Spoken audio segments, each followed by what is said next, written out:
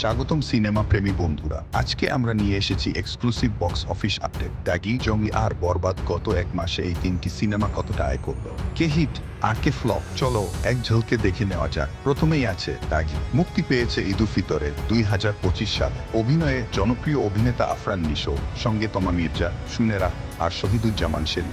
Budget ছিল আনুমানিক 4,50,00,000 টাকা। মাত্র এক মাসেই সিনেমাটি তুলে এনেছে প্রায় 8,37,00,000 টাকা।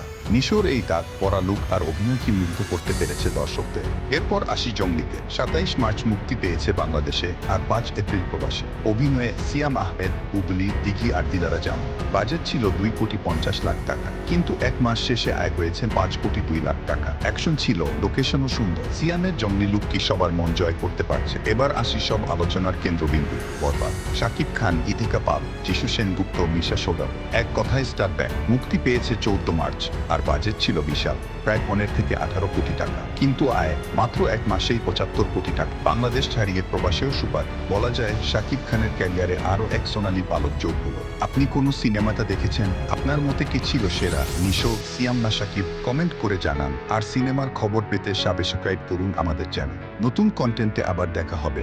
ততক্ষণ পর্যন্ত ভালো থাকুন, সিনেমার সাথেই থাকুন।